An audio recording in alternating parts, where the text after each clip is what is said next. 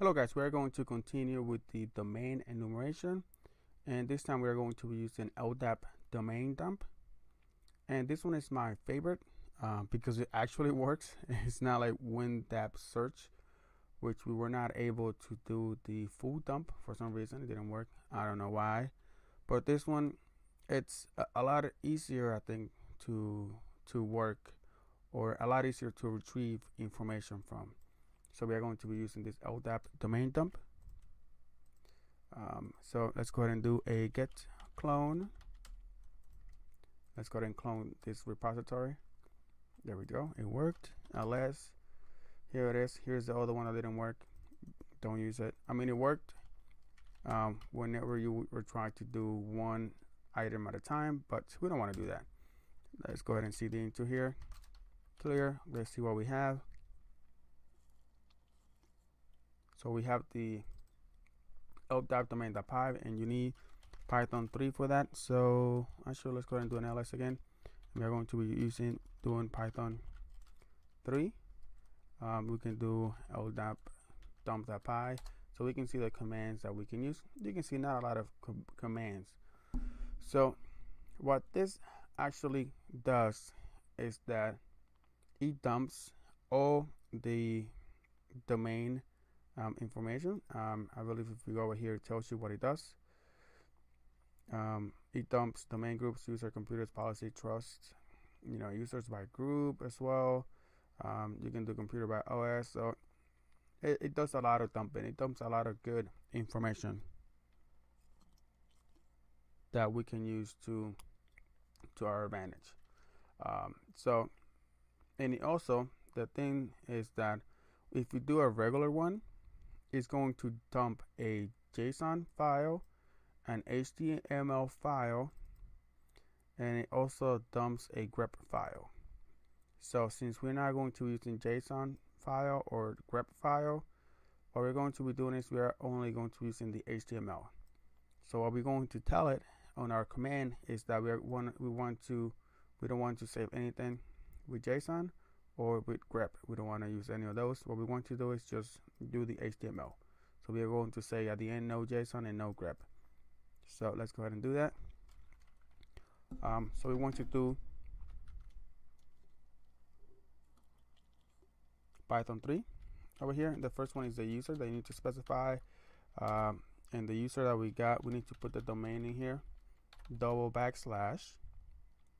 ipsec, then the password 12345 LDAP : // then we need to specify the server where we're going to gather this, and we're going to use in port 389, which is LDAP, and we're going to say no, I think it's no JSON and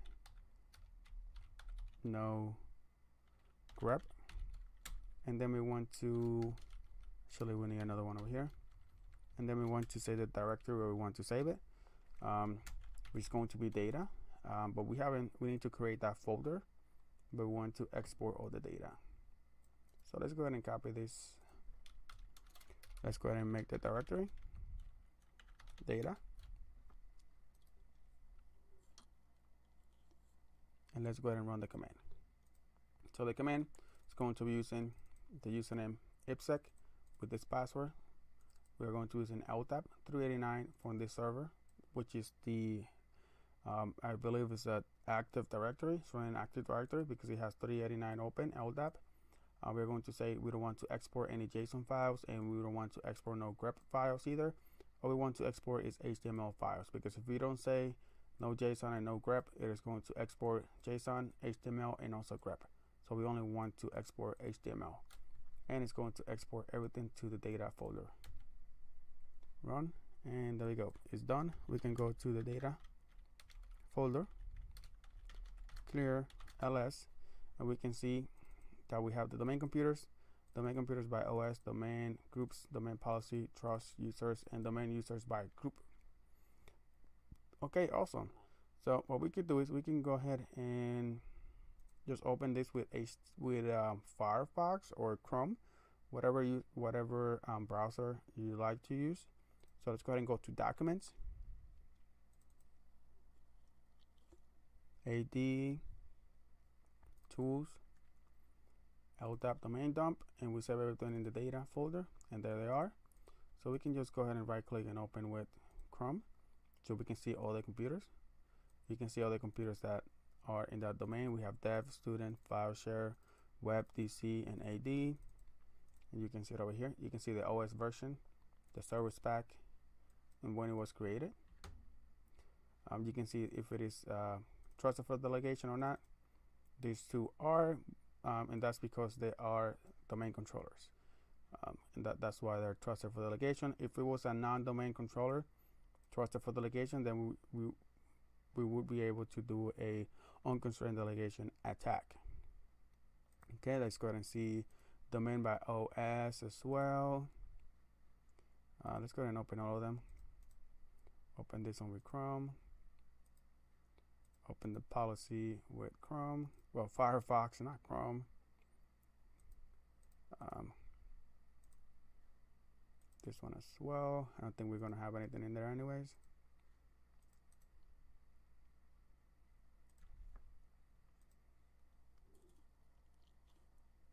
All the users and domain users by group.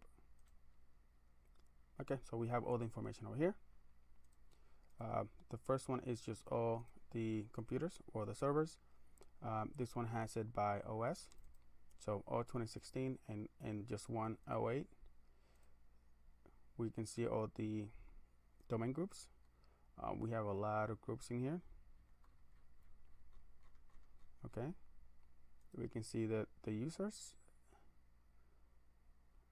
This is actually the domain policy lockout duration. So every time there's an account that is locked, it's only going to last 30 minutes. After 30 minutes, it is going to go back to unlocked.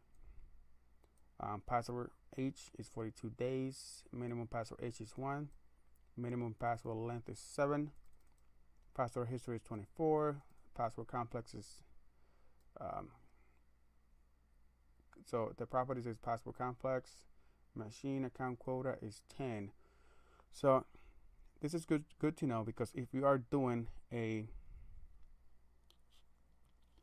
brute force, you want to know how many times you could do it. If you have to change the password as well, you want to see what's the minimum length for the password, and the age, and all that good stuff. This is good to know if you're going to be doing brute force. I believe we're not going to be doing any brute force in this course. We don't have any domain trust, meaning that there's only one domain. You can see other domain users. You can see some of the flags, like that this password doesn't expire, don't require pre-authentication. This is for Heath Adams. So, and he's part of the domain admins. So this means that this account is roastable. So we are going to be able to acquire basically the credentials or the hash, and we're going to be able to crack the hash, so offline. So we are going to be able to do that. Let's see, anybody else has that? No, this account is disable. Normal account, but the password doesn't expire for this guy, for the administrator. Let's go ahead and take a look at domain users by group.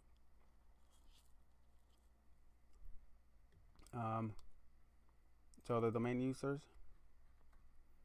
you can see all the domain admins. So this is good to know. RDP group, Heath Adams users, domain users. The hidden group, John Hammond. Deny RODC system. So you can see whoever has access to this. One that I want to take a look at is over here, the domain admins, because that's what we want to basically go after, the domain admin. So let's go ahead and open, add a node, and domain enumeration.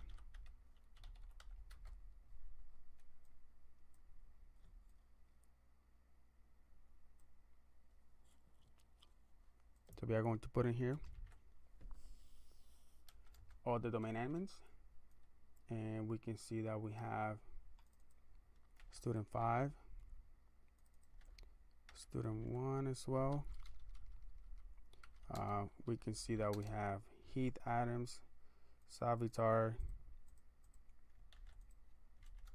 Jenkins admin as well as Savitar, Jenkins admin, administrator, and also hidden. So whoever's part of the hidden group is also a domain admin, because this group is part of the domain admin. So whoever's in this group, in the hidden group, is also part of the domain admin. So let's go ahead and see who's part of the hidden group.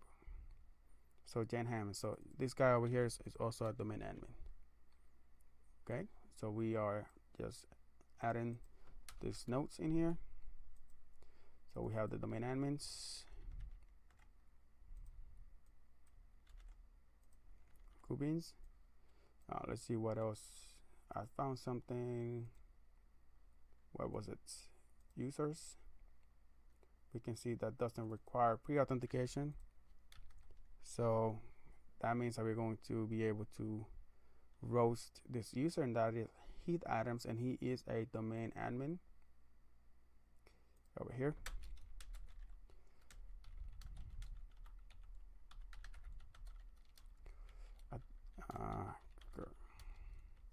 Crack hash offline.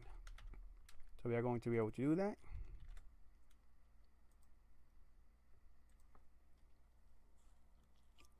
Awesome. Let's see what else we can get over here. You know, we can get other domain computers as well. This is good information.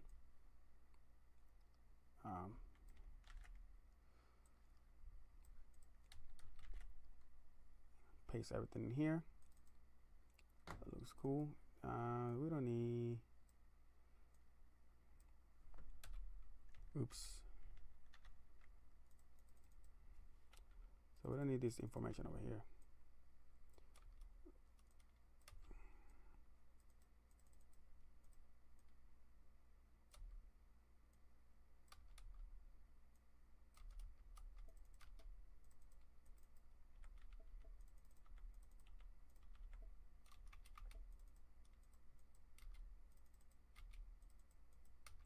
Okay, so we have the domain computers. Awesome. Let's see what we have over here. Password doesn't expire. We don't really, account is disabled. Oh, look at it in the description over here. Password 123 for student 5. And student 5 is part of the domain admin. So look at that. That's a quick win. So you see how easy it is to basically get domain admin on a network. So if you see that in your in your domain, if somebody puts the password in the description, please just remove that and put it somewhere else, because if somebody gets a credential from anybody, from any user, like IPSec, we got the credentials for IPSec, and IPSec is basically just a regular user. So if we go to it's not, here it is. He's not part of any, really, like any groups. He's only part of the domain users. And we were able to get his credentials and to dump the entire, basically dump the entire domain, and we were able to extract the password for a domain user. We can also see Jenkins admin. Is Jenkins admin part of the domain admin as well? Yes, it is. There we go. So this is how easy it is to get, and I see this a lot. I see this everywhere, almost everywhere I go. I usually see a password in the description. So you can see how easy it is to get domain admin access. I already have 2 domain admin access for student 5 and also Jenkins admin. We're not going to take that path. We are going to go another path. We are just going to continue as we have just the Jenkins, not Jenkins admin, we have the IPSec credentials. So we're going to continue with that. This is just a low-hanging fruit over here that a lot of companies do that. So if your company is doing that, please advise them to stop doing that, because you can see how easy it is to get domain admin just by dumping all the information from the domain, which also has the information of the description. Okay, as we saw over here, password 13. Okay, awesome. So this is it for this video. On the next video, we are going to keep enumerating just different ways to enumerate Active Directory.